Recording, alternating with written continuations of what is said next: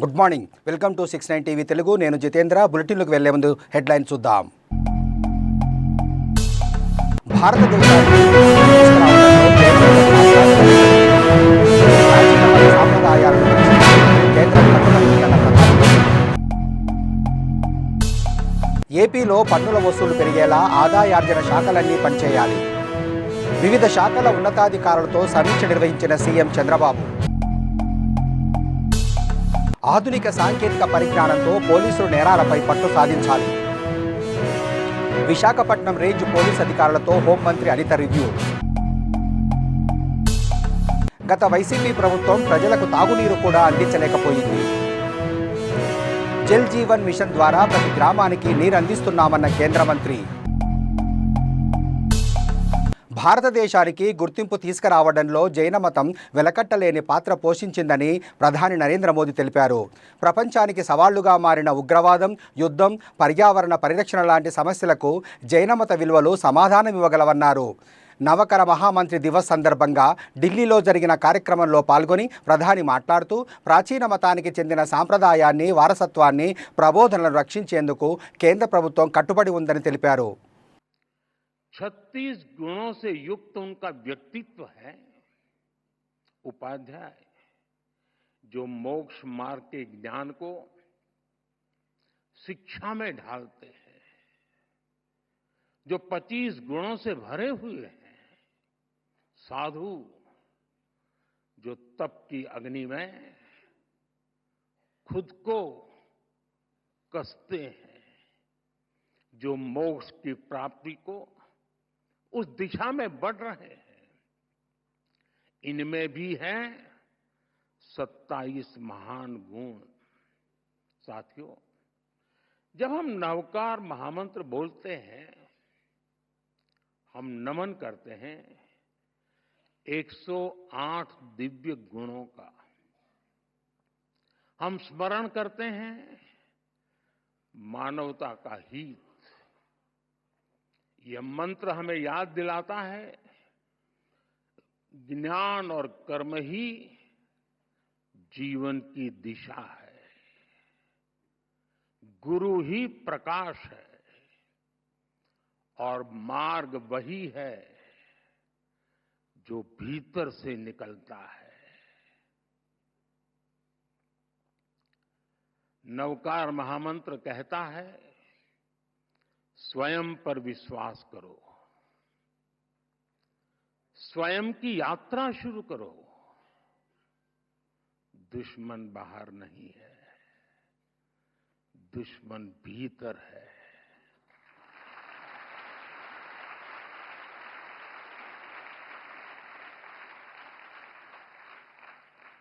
नकारात्मक सोच, अविश्वास, वैमनस्य, स्वार्थ, यही वे शत्रु हैं जिन्हें जीतना ही असली विजय है।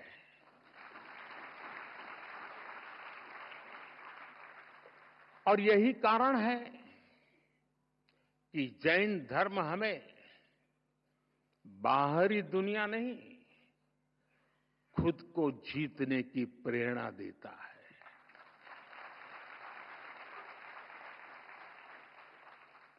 जब हम खुद को जीतते हैं, हम अरिहंत बनते हैं।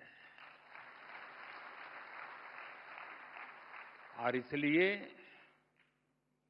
नवकार महामंत्र मांग नहीं है, ये मार्ग है।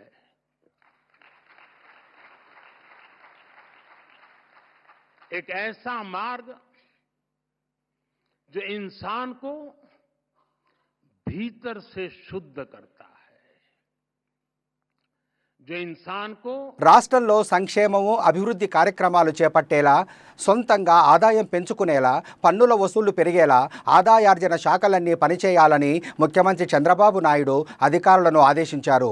మరిన్ని ఆదాయ మార్గాలను వెతకడంతో పాటు ఎక్కడ ఆదాయం తక్కువగా నమోదవుతుంటే దానికి గల కారణాలను వెతికి చర్యలు తీసుకోవాలని చెప్పారు. పన్నుల చెల్లింపుల దగ్గర నుంచి రసీదులు, నోటీసులు జారీ ప్రక్రియ అంతా ఆన్లైన్లో జరగాలని చెప్పారు. బుధవారం సచివాలయంలో ఆదాయార్జన శాఖల అధికారులతో ముఖ్యమంత్రి సమీక్ష నిర్వహించారు.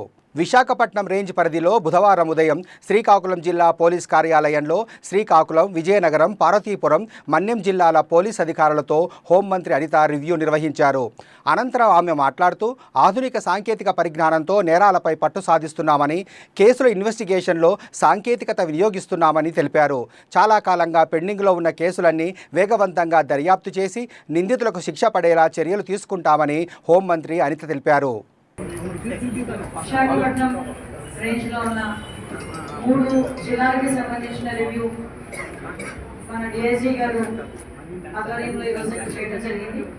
ముఖ్యంగా దీనికి ప్రత్యేకంగా శ్రీకాకుళం ఎస్పీ గారు, విజయనగరం ఎస్పీ గారు, అదేవిధంగా మన్యం ఏఎస్పీ గారు కూడా దీనికి హాజరు కావడం జరిగింది. ఎస్పెషల్లీ మనందరికీ తెలుసు, డే ఫస్ట్ నుంచి కూడా ఎన్డీఏ ప్రభుత్వం లా అండ్ ఆర్డర్ని కంట్రోల్ చేయడం కానీ, women atrocities, women against crime తగ్గించాలని ఒకే ఒక ఉద్దేశంతో ఈరోజు పనిచేయడం మనందరికీ కూడా తెలుసు. దాని నేపథ్యంలోనే ఈరోజు డిపార్ట్మెంట్ల వారీగా కూడా మేము ఎంక్వైరీ చేసుకుంటున్నాం, డిస్ట్రిక్ట్ల వారీగా కూడా మేము రివ్యూస్ చేసుకోవడం, అదేవిధంగా ఇంకా ఎక్కడైనా ఎటువంటి ప్రాబ్లమ్స్ ఏదైనా ఉన్నాయో ఒకసారి ఐడెంటిఫై చేయడం, అదేవిధంగా పోలీస్ ఇన్ఫ్రాస్ట్రక్చర్కి సంబంధించి కానీ, పోలీసు ఇన్వెస్టిగేషన్కి సంబంధించిన టూల్స్ కానీ పునరుద్ధరించడం, ఇవన్నీ కూడా చేసుకుంటూ వెళ్తున్నాం.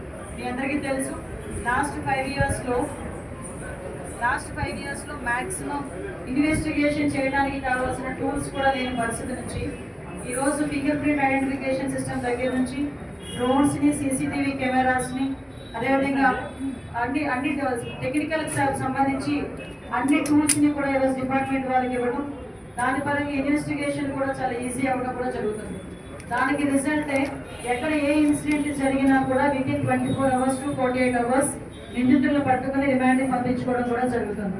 ఎక్కడ కూడా ఎటువంటి గ్యాప్స్ కూడా లేకుండా, ఎక్కడ కూడా ఎటువంటి లేట్ కూడా లేకుండా ఈరోజు మనకి డివిజన్ సంబంధించి, ఈ రేంజ్కి సంబంధించి పరిస్థితి చూస్తే స్టేట్ లెవెల్లో మనకి crime rate maximum 7% overall crime rate తగ్గిన, ఎస్పెషల్లీ ఉమెన్ అట్రాసిటీస్కి సంబంధించి విజయనగరం జిల్లాలో దగ్గర 20% ఉమెన్ అగైన్స్ట్ క్రైమ్ తగ్గడం అనేది నిజంగా గుడ్ సైన్. విజయనగరంలోని 20% తగ్గడం, అదేవిధంగా మనకి ఇక్కడ చూస్తే ప్రాపర్టీ అఫెన్సెస్ చాలా ఎక్కువగా జరుగుతూ ఉంటాయి శ్రీకాకుళంలో. కేసులు ఏదో చిల్లర మామూలుగా వదిలేస్తాము, ఏదో కేసులు పెట్టేసి లేకపోతే ఏదో రిమాండ్కి పంపించేస్తే మా పని అయిపోయింది, చేతులు దులుపుకోవాలనే పరిస్థితుల్లో అయితే ఈరోజు గవర్నమెంట్ లేదు. వాళ్ళ తాలూకా మూలాన్ని కనుక్కొని కింగ్ పిన్స్ ఎవరైతే ఉన్నారో వాళ్ళని పట్టుకొని వాళ్ళ తాలూకా ఆస్తులు కూడా జప్తు చేయడానికి ఈరోజు గవర్నమెంట్ సిద్ధపడింది. దాని కార్యరూపంలో కూడా మేము తీసుకెళ్తున్నాం. ఆ విషయం మీ అందరికీ కూడా తెలియజెప్తున్నాం.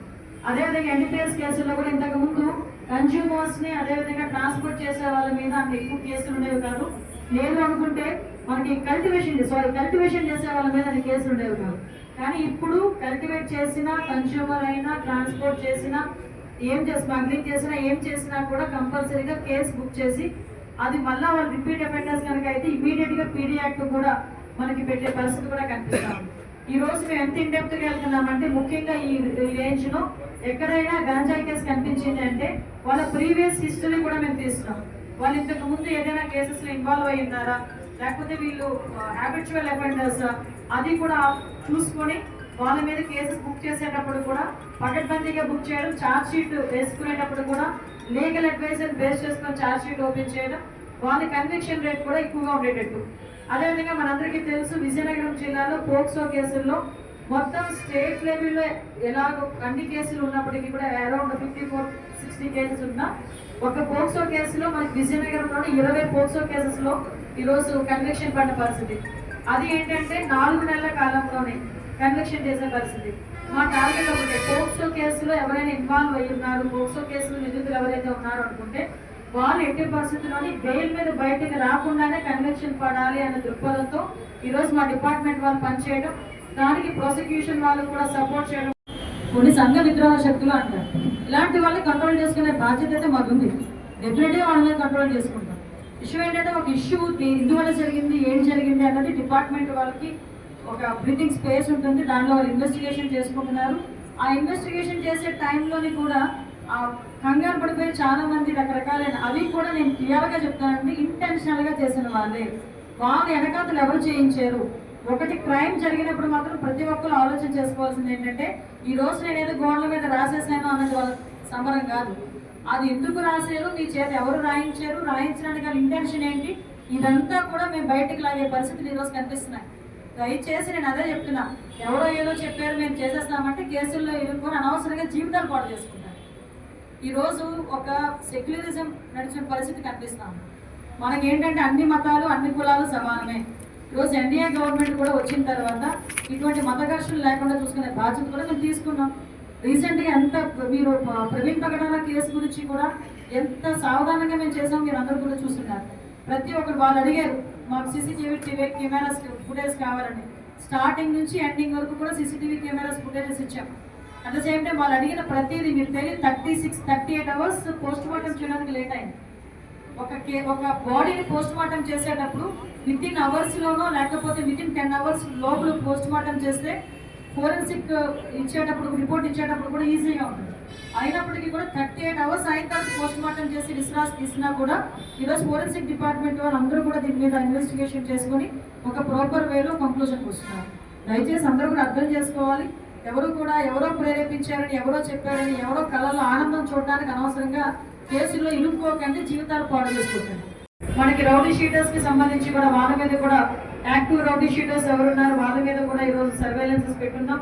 ఎక్కడ కూడా క్రైమ్ జరగకుండా చూసుకునే బాధ్యత కూడా తీసుకుంటున్నాం. దయచేసి ఈ విషయంలో మీరు అందరూ కూడా అర్థం చేసుకోవాల్సిందిగా కోరుకుంటున్నాం. ఈవెన్ స్కూల్స్ దగ్గర కూడా, ఎందుకంటే చాలా మంది ఏమంటారంటే డ్రగ్స్ ఎక్కడ స్కూల్స్ దగ్గర ఉన్నాయి, స్కూల్స్ ఎక్కడో చెల్లుతుందంటే నియర్ బై బడ్డీ కొట్టులో ఉంటుందండి అన్నారు. సో ఇది బేస్ చేసుకొని ప్రతి స్కూల్లోని కూడా నారా లోకేష్ గారు గౌరవ మానవ వనరుల శాఖ మంత్రి నారా లోకేష్ గారిని మేము రిక్వెస్ట్ చేసాం. సార్ కూడా ప్రతి హాస్టల్ దగ్గర ప్రతి స్కూల్ దగ్గర డెఫినెట్ గా సీసీటీవీ కెమెరాస్ ఉండాలి. ఆ ఫుటేజెస్ కూడా ఏదైతే ఉన్నాయో అది కూడా వాళ్ళకి మన ఫీడ్ కూడా కంపల్సరీగా మా పోలీస్ డిపార్ట్మెంట్ వాళ్ళకి ఇవ్వాలి అని చెప్పి ఆలోచన చేసుకున్నాం. ప్రతి స్కూల్స్ లోని కూడా ఈగల్ టీమ్స్ ఏర్పాటు చేసుకున్నాం. గత వైసీపీ ప్రభుత్వం ప్రజలకు తాగునీరు కూడా సక్రమంగా అందించలేకపోయిందని కేంద్ర మంత్రి శ్రీనివాస్ వర్మ ఆరోపించారు. పశ్చిమ గోదావరి జిల్లా నరసాపురం మండలం లక్ష్మణేశ్వరం గ్రామంలోని ఆర్డబ్ల్యూఎస్ ప్రాజెక్టులో 2.5 కోట్లతో ఏర్పాటు చేసిన ర్యాపిడ్ ఫిల్లర్స్ బెడ్స్ను మంత్రి ప్రారంభించారు. అనంతరం ఆయన మాట్లాడుతూ ప్రజలకు తాగునీరు అందించాలనే లక్ష్యంతో కేంద్ర ప్రభుత్వం జలజీవన్ మిషన్ అందుబాటులోకి తీసుకొస్తే గత వైసీపీ ప్రభుత్వం ఈ పథకాన్ని వినియోగించలేకపోయిందన్నారు. కూటమి ప్రభుత్వం అధికారంలోకి వచ్చిన తర్వాత పథకాన్ని పొడిగించుకొని ప్రతి ఇంటికి నీరిచ్చే కార్యక్రమానికి శ్రీకారం చుట్టిందన్నారు కేంద్ర మంత్రి శ్రీనివాస్ వర్మ. చేసేటువంటి విధానం, ఈ విధానాన్ని ఇవాళ ఈ ప్రాంతంలో ప్రారంభించుకోవడం జరుగుతుంది ఎమ్మెల్యే గారు చేతుల మీదుగా. వాస్తవంగా జలజీవన్ మిషన్ పథకం ఏదైతే ఉందో, ఈ జలజీవన్ మిషన్ పథకం ద్వారా నరేంద్ర మోడీ గారు 2019లో దీన్ని ప్రారంభించడం జరిగింది. 2019లో ఈ రాష్ట్రంలో ఈ దేశంలో ఈ పథకం ప్రారంభించినప్పటికీ కూడా కొంత రాష్ట్ర సహకారంతో అమలు చేయాల్సినటువంటి పథకం ఇది. అయితే దురదృష్టవశాత్తు సంబంధించి రాష్ట్రం నుంచి వెచ్చించాల్సినటువంటి కొన్ని నిధులు వెచ్చించినటువంటి కారణంగా ఆంధ్రప్రదేశ్ లో జలజీవన్ మిషన్ సంబంధించి అన్ని పనులు కూడా మధ్యలో ఆగిపోయినటువంటి సందర్భాన్ని మనంతా కూడా గుర్తించాలి. జలజీవన్ మిషన్ పథకాన్ని ఉపయోగించుకునేటువంటి రాష్ట్రం దేశంలో ఏమైనా ఉన్నదంటే గతంలో ఆంధ్రప్రదేశ్ ప్రభుత్వం. ఇవాళ కూటమి ప్రభుత్వం అధికారంలోకి వచ్చాడు. నరేంద్ర మోడీ గారు, చంద్రబాబు నాయుడు గారు, పవన్ కళ్యాణ్ గారు 3 పార్టీల కలిసి అధికారంలోకి వచ్చినటువంటి ప్రభుత్వం జలజీవన పనుల యొక్క మిషన్ పనులు వేస్తున్నాయో వేగవంతంగా పూర్తి చేస్తా ఉన్నారు. నల్గొండ జిల్లాలో నాగార్జున సాగర్ డ్యాం భద్రతపై రాజకీయ దుమారం లేస్తోంది. ప్రాజెక్టు భద్రతను ఆంధ్రప్రదేశ్కు చెందిన భద్రతా విభాగాలకు అప్పగించడం వివాదానికి తెరలేపింది. ఈ నిర్ణయాన్ని తెలంగాణ ప్రతిపక్ష బీఆర్ఎస్ పార్టీ తీవ్రంగా ఖండిస్తూ నిరసన కార్యక్రమాలు చేపట్టింది. నాగార్జున సాగర్ ప్రధాన డ్యాం వద్ద బీఆర్ఎస్ శ్రేణులు పెద్ద ఎత్తున నిరసనకు దిగారు. డ్యాం భద్రతను ఏపీ పోలీసులకు అప్పగించడాన్ని వ్యతిరేకిస్తూ నల్ల జెండాలతో ఆందోళన నిర్వహించారు. ఇది తెలంగాణ హక్కులను కాలరాయడమేనని బీఆర్ఎస్ నేతలు ఆగ్రహం వ్యక్తం చేస్తున్నారు. కేసీఆర్ గారు ఏ విధంగా అయితే నాగార్జున సాగర్ శ్రీశైలం డ్యాము రైతుల కోసం ప్రత్యేకంగా నీళ్లు నిధులు నియామకాలు ఏ విధంగా ఉన్నాయి, అదేవిధంగా ఈరోజు మరి వైజాగ్ నుంచి వచ్చిన సిఆర్పిఎఫ్ వాళ్ళు రాత్రి పోయి వాళ్ళు ప్లాన్గా నైట్ వచ్చేసి మళ్ళీ మోహరించడం జరిగింది. వెంటనే వాళ్ళు ఇక్కడ నుంచి రిటర్న్ పోవాలి. లేని పక్షంలో మా నాగార్జున సాగర్ ఎస్పీఎఫ్ అధికారులకు పూర్తి బాధ్యత ఒప్పచెప్పని ఎడల నాగార్జున సాగర్ నియోజకవర్గం పూర్తి టీఆర్ఎస్ ఆధ్వర్యాన ఎక్కడికక్కడ రాస్తారోకో ధర్నా కార్యక్రమంలో నిరసన కార్యక్రమం తెలియజేస్తామని ఈ సందర్భంగా డిమాండ్ చేస్తున్నాం. నిన్నటి నుండి ఆంధ్ర వైజాగ్ సిఆర్పి బలగాలు డ్యామ్ మీద భద్రతలు ఒప్పజెప్పినందుకు స్థానిక నందికొండ మున్సిపాలిటీ బీఆర్ఎస్ పార్టీ తరఫున మేము నల్ల జెండాలతో నిరసన తెలియజేస్తున్నాం. మేము చెప్పేది ఒకటే, గత కేసీఆర్ గారి ప్రభుత్వంలో 10 సంవత్సరాలు ఎస్పీ బలగాలు ఏదైతే మన పూర్తి బాధ్యత తీసుకుందో భద్రత విషయమై ఈ రోజు నుంచే ఎస్పీఎఫ్ బలగాలకు తెలంగాణ ఎస్పీఎఫ్ బలగాలకు ఒప్పచెప్పాలి. వచ్చినటువంటి ఆంధ్ర బలగాలు వెనక్కి పంపాలి. 2 తెలుగు రాష్ట్రాలు కూర్చొని ఇలాంటి ముందు రాబోయే రోజుల్లో ఎలాంటి సంఘటనలు జరగకుండా ముందస్తు చర్యలు తీసుకొని ప్రజలకు అనుగుణంగా రైతులకు అనుగుణంగా పనిచేయాలని కోరుతున్నాం. హైదరాబాద్లోని ఎర్రగడ్డ ప్రభుత్వ చెస్ట్ హాస్పిటల్లో ఆక్సిజన్ ప్లాంట్ వద్ద డ్యూటీ సమయంలో మద్యం సేవిస్తూ వార్డు బాయ్ పట్టుబడ్డాడు.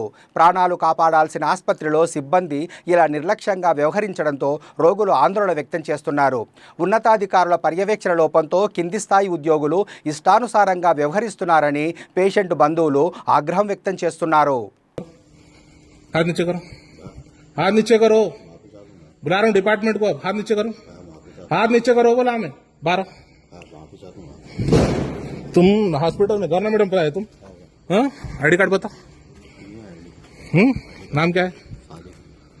क्या काम करते हैं जी? ऑक्सीजन सप्लाई करते हैं पक्का? आईडी कार्ड बताओ, आईडी कार्ड बताओ। बहुत बड़ा इशू होने वाला है ये। नहीं तुम माफी, मेरे को रोज कंप्लेंट आ रही है यहाँ की, रोज पी रहे बोल के। मेरे कन फोटो है जी, मैं आज स्पेशली कहीं कुछ रात को क्या टाइम हो रहा है देखो। हम लोग डेली देख रहे हैं, आज पकड़े आपको डेली देख के। हमारा 1-2 दिन रहता होगा बोल के समझे, लेकिन आपका डेली का है ये। आपका आईडी कार्ड बताओ, हम लोग का चल जाते कुछ भी नहीं। చెస్ట్ హాస్పిటల్ जो है వరంగల్ జిల్లా స్టేషన్ గన్పూర్ ఎమ్మెల్యే కడియం శ్రీహరి పర్యటనలో అపశృతి చోటు చేసుకుంది. ఓ దుకాణాన్ని ప్రారంభిస్తుండగా బాణసంచా కాల్చడంతో దుకాణం ముందు వేసిన టెంటు అంటుకున్నది. దీంతో ఒక్కసారిగా మంటలు చెర్రేగడంతో జనాలు పరుగులు తీశారు. వెంటనే పోలీసులు స్థానికుల సహాయంతో మంటలను అదుపు చేశారు.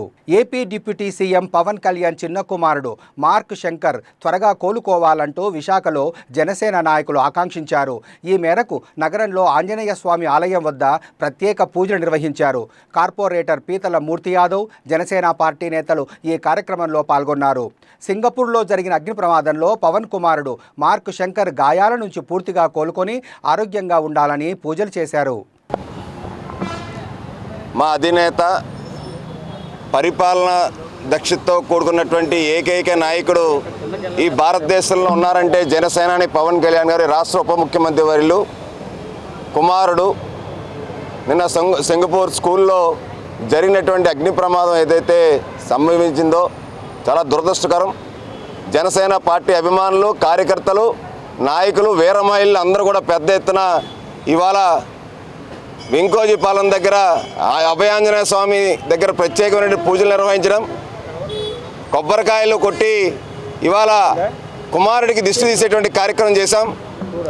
వెంటనే కోలుకోవాలని చెప్పి రాష్ట్రంలోనే కాదు భారతదేశంలో ఉన్నటువంటి ప్రజలందరూ కూడా పవన్ కళ్యాణ్ గారు కుమారుడు త్వరితగతిన కోలుకోవాలని చెప్పి కోరుకుంటా ఉన్నారు. తిరుమల శ్రీ వెంకటేశ్వర స్వామి వారిని ఏపీ ఎక్సైజ్ శాఖ మంత్రి కొల్లు రవీంద్ర దర్శించుకున్నారు. ఉదయం వీఐపీ విరామ సమయంలో కుటుంబ సభ్యులతో కలిసి స్వామివారి సేవలో పాల్గొని మొక్కులు చెల్లించుకున్నారు. దర్శన అనంతరం రంగనాయకుల మండపంలో వేద పండితులు వేద ఆశీర్వచనం అందించగా ఆలయ అధికారులు శ్రీవారి తీర్థ ప్రసాదాలు అందజేశారు. ఆలయం వెలుపల మంత్రి కొల్లు రవీంద్ర మాట్లాడుతూ శ్రీవారిని దర్శించుకోవడం చాలా సంతోషంగా ఉందన్నారు. శ్రీవారి చల్లని చూపు రాష్ట్ర ప్రజలపై ఉండాలని కోరుకున్నట్లు తెలిపారు. చాలా అద్భుతమైనటువంటి దర్శనం. మరి యొక్క స్వామివారి యొక్క ఆశీర్వాదాలు అందరికీ ఉండాలని, ముఖ్యంగా ఈ రాష్ట్రం కోసం అహర్నిశలో కష్టపడుతున్నటువంటి చంద్రబాబు నాయుడు గారు, లోకేష్ గారు, పవన్ కళ్యాణ్ గారు, అలాగే యావత్ ప్రభుత్వానికి ఆ దేవుని వారి ఆ వెంకటేశ్వర స్వామి వారి ఆశీస్సులు కావాలని చెప్పి మనస్ఫూర్తిగా కోరుకుంటూ, మరి ఈరోజు తిరుమల తిరుపతి దేవస్థానం ఆధ్వర్యంలో కూడా మరి శ్రీరామనవమి కార్యక్రమాల్లో భాగంగా ఒంటిమిట్టలో కూడా స్వామివారి కళ్యాణ మహోత్సవాన్ని అత్యంత రంగరంగ వైభవంగా, ఎందుకంటే రాష్ట్ర విభజన జరిగిన తర్వాత భద్రాద్రి రామాలయం తెలంగాణకి వెళ్ళిన తర్వాత ఆంధ్ర రాష్ట్రానికి ఆనాడు ముఖ్యమంత్రిగా చంద్రబాబు నాయుడు గారు 2014-19లో ఒంటిమిట్ట రామాలయాన్ని మరి అభివృద్ధి చేయడం జరిగింది. రాష్ట్ర కార్యక్రమంగా అక్కడే కండక్ట్ చేయడం జరుగుతోంది. కానీ గత 5 సంవత్సరాలు చాలా నామమాత్రంగా పట్టించుకునే విధంగా జరిగినటువంటి పరిస్థితి ఉంది. తిరిగి మళ్ళీ ఈరోజు అత్యంత వైభవంగా స్వామివారి కళ్యాణ మహోత్సవాన్ని. బులెటిన్ ముగించే ముందు హెడ్లైన్స్ మరోసారి. భారతదేశానికి సాంప్రదాయాలను కేంద్రం కట్టుబడి ఏపీలో పన్నుల వసూలు పెరిగేలా ఆదాయార్జన శాఖలన్నీ పనిచేయాలి. వివిధ శాఖల ఉన్నతాధికారులతో సమీక్ష నిర్వహించిన సీఎం చంద్రబాబు. ఆధునిక సాంకేతిక పరిజ్ఞానంతో పోలీసులు నేరాలపై పట్టు సాధించాలి. విశాఖపట్నం రేంజ్ పోలీస్ అధికారులతో హోంమంత్రి అనిత రివ్యూ. గత వైసీపీ ప్రభుత్వం ప్రజలకు తాగునీరు కూడా అందించలేకపోయింది. జల్ జీవన్ మిషన్ ద్వారా ప్రతి గ్రామానికి నీరు అందిస్తున్నామన్న కేంద్ర మంత్రి. మరిన్ని అప్డేట్స్ కోసం చూస్తూనే ఉండండి 69 టీవీ తెలుగు.